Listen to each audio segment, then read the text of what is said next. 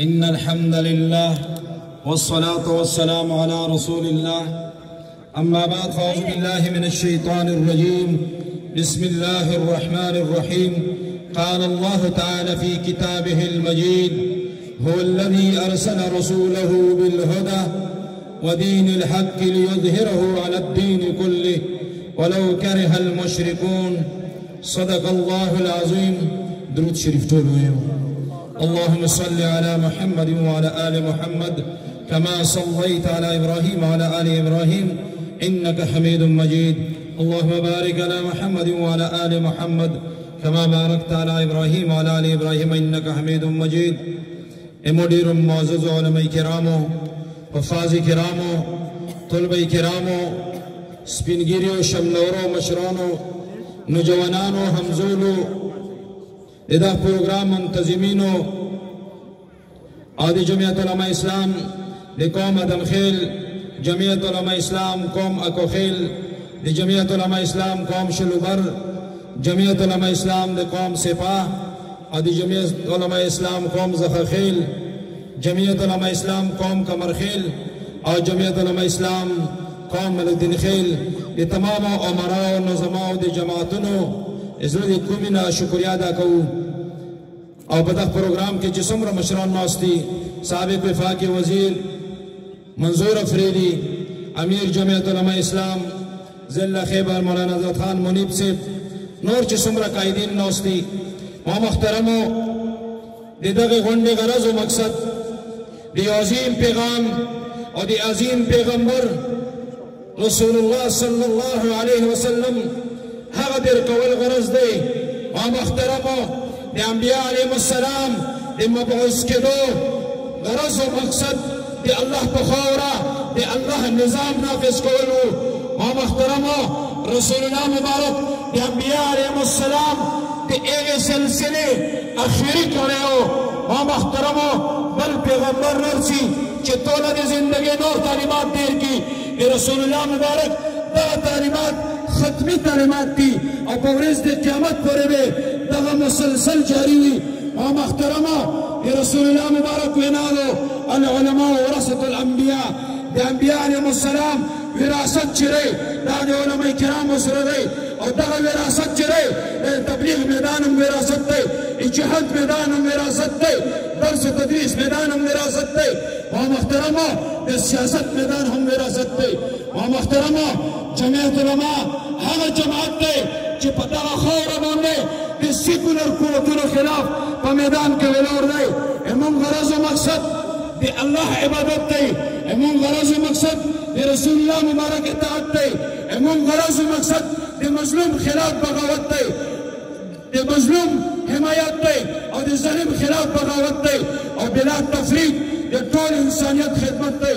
او محترمو، د دغه خاورې غیرو مسلمانانو اور دی رسول اللہ مبارک عاشقانو سیاست من دی دو مقاصدو دی پورا کرو چی یو حقوق العباد دی اور یو حقوق اللہ دی.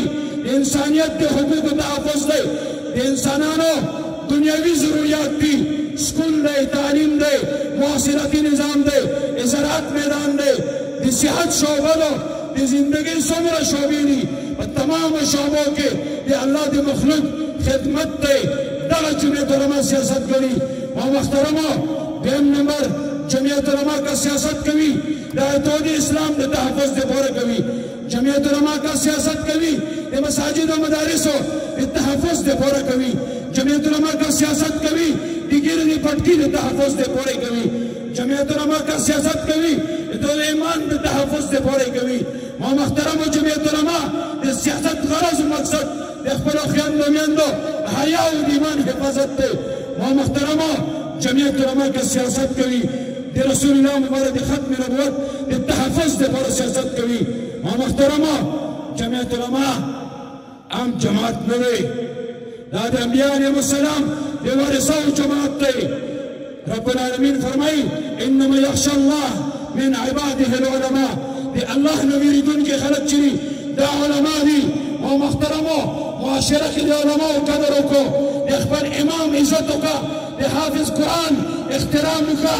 دا هغه خلک دی.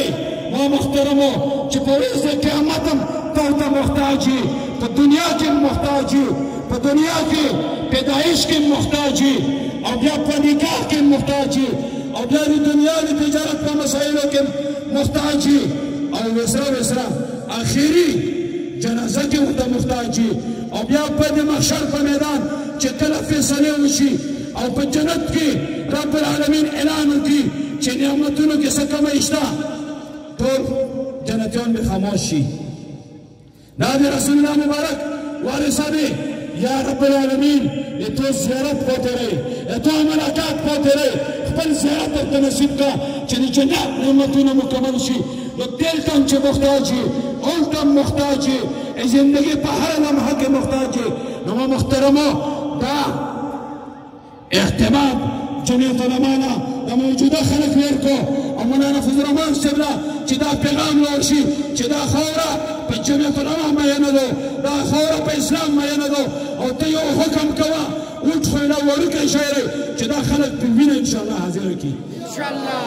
دا شملور طالبان، دا شملور مچیره ماته دیوبند پتلخ کر طالبان، مچیره ماته دیوبند پتلخ کر طالبان. محترمو جمعیت علما په دا خاوره دغو خلکو خلاف سیاست کوي چې خلک په عالم پسې بدې ردې ویل، د عالم ګستاخي کوي. زه هغو نوجوانانو هغو خلکو نه هم پیغام ورکوم، روشو د علماو مینه وکړو. زه هغو خلکو نه دا پیغام ورکوم، روشو د علماو مینه وکړو، د علماو محبت وکړو، د اسلام خیرخواهي په خپل حق کې وکړه. اسلام هغه دین دی ما محترمو چې د ټولو حقوقو تحفظ کوي، د تجارت په میدان کې ټول رهنمایي کوي، د نکاح په میدان کې ټول رهنمایي کوي، او د زندگی داسې شعبه نشته چې پکې ټول رهنمایي نه کوي. نو ما محترمو یوه پوښتنه کوم، بعض خلک وایي یاره په منبر کې نه سیاست نه دی پکار، سیاست د اسلام سره څه تعلق دی؟ دا ټول خلک په دا ګواه شو، ګلې کوڅې نه دا پیغام ورسوو چې دا ایجنډا د قادیانانو د ملا کې دور مسجد تک دا د قادیانانو ایجنډا ده، دا به انشاءالله په عمل کوو کنه انشاءالله تاسو چت کا د قادیانانو ایجنډا به په عمل کوو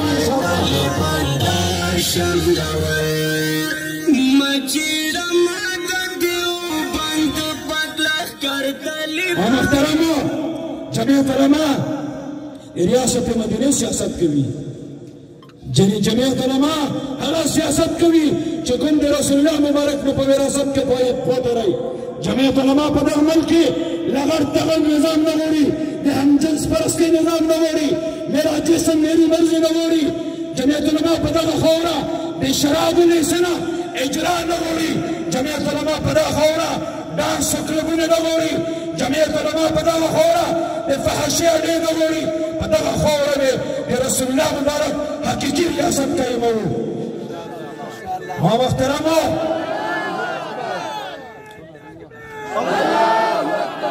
محترمو جمعیت علما هغه ریاست مدینه جوړوي چې کوم د مسجد نبوي په ټوله دنیا کې خور شوی دی، او د بیت الله شریف نه په ټوله دنیا کې خور شوی دی. ما محترمو د کعبې خدمت به ابو جهل، ابي لهب، عتبه او شیبه هم کولو، خو د مکې د امام د رسول الله مبارک احترام یې په زړه کې نه و، محبت یې په زړه کې نه و، ایمان یې نه و راوړی. بل طرف له ابوبکر صدیق رضی الله تعالی عنه چې د کعبې خدمت به یې کولو، طواف به یې کولو، د حجاجو خدمت به یې کولو. بل طرف نه د کعبې د امام رسول الله مبارک سره یې مینه وه، او هغې مینې په بنیاد باندې خلفای راشدینو کې ابوبکر صدیق ورته ویل شوي دي چې دا صداقت دی پکې. ما محترمو چې د کعبې خدمت ابو جهل ابي لهب کولو، خو د امام سره یې دشمني وه، ایمانم الله ته نصیب نکړو. بل طرف له ابوبکر صدیق رضی الله عنه چې کعبه خدمت پېم کولو، د امام احترام پېم کولو، او امام اعظم محمد مصطفی صلی الله علیه وسلم نو ما محترمو بعض خلک وایي چې یاره زه د جومات خدمت خو کوم، دغه ځمکه نو خالي پټی پروت دی، جوار او غنم پکې کرل کېږي، دومره اهمیت او مقام یې نشته سوا د هغه د غنمو نه. خو چې کله په دا د الله کور جوړ شي نو هغه د احترام به سړي لازم شي. خو دغه د احترام سره سره چې په دغه مسجد کې امام نه وي دا مسجد بیا اباد شي، دا بیا اباد شي، لږ بچي ووایي دا بیا اباد شي. اما محترمو چې کله جومات نه ابادېږي دا ملک به څنګه اباد شي چې په پارلیمنت کې علما نه وي، په پارلیمنت کې رسول الله مبارک وارثه نه وي، چې دا علما په پارلیمنت کې نه وي. او محترمو لغړ تغړ نظام مې په دغه خاوره لیدلی وی. الحمدلله چې شراب ونیسلې تېر حکومت جاري کولې، جمعیت علما پرې ختمې کړلې، او تېر شوي حکومت د رسول الله مبارک 3 ګستاخان رها کړل. هغوی په یورپ کې ایوانونه میلویږي. هغه بس ای نوجوانا، ای د رسول الله مبارک امتي، پرټې پرېږدوه، پرټې یو طرف نه کښېنه، خپل پیغمبر غیرت وکړه، په قرآن غیرت وکړه، په حدیث مبارکه غیرت وکړه، چې په تو کې د ایمان غیرت موجود نه وي ته به د اسلام څخه دفاع وکړې. پرېږدوه لیډر، هغه لیډر ومنه چې کوم لیډر په وراثت کې علوم د رسول الله مبارک ته پاتې وي، هغه د علماو د سرتاج مولانا فضل الرحمن صاحب دی. نعره تکبیر! الله اکبر!